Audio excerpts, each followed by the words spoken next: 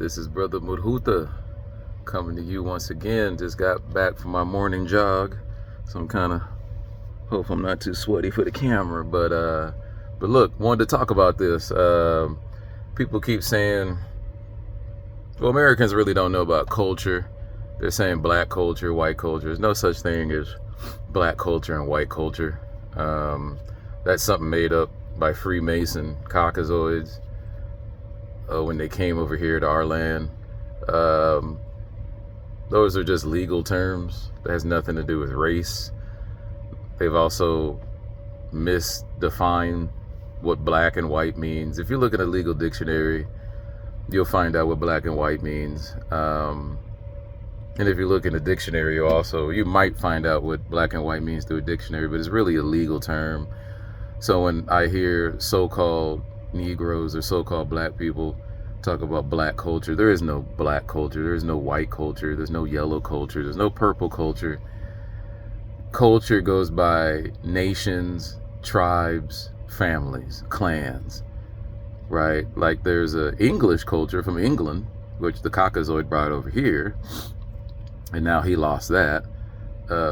There's indigenous culture, which black people used to be. Now they've lost that.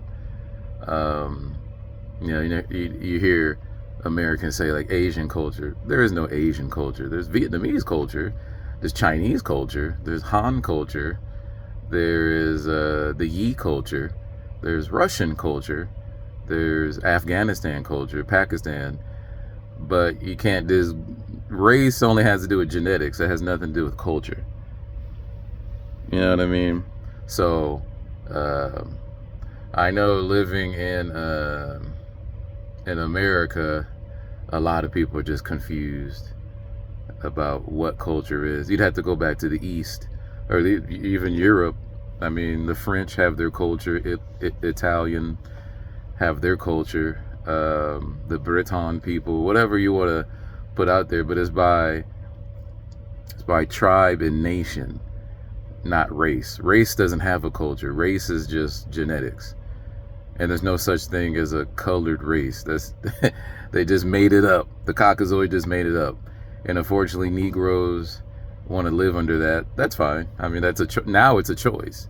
Like Kanye said, slavery's a choice now. Back then, if we lost the wars, the indigenous slave trade, if we lost the wars, unfortunately, that was our penalty for losing the war. You know what I mean? Some of our women were taken, the children enslaved, and the men were killed in war. Graciously, we died in war, and if we were still alive after that, we were shipped to Barbados, and some of us were shipped to Africa. So they told the slave trade in reverse. Not that many Africans came to America. It was more like indigenous folks went over to the Caribbean and went over to Africa. And there's documentation to back this up. So I'm not just making it up. But anyway, this is some of my thoughts for the Tuat Nefar, which means good morning. Really, in our culture, it means good light. When the light appears, when the sun appears, the light appears. So it's Tuat Nefar. However, I'll just be throwing stuff out there. I'm a language nerd. So in English, in Old English, it was Morgan, right? Morgan. So when you see the people with the last name Morgan, like Morgan Freeman, Morgan actually means the daylight, the beginning of daylight, which people say morning, but morning means when someone dies, you're in mourning.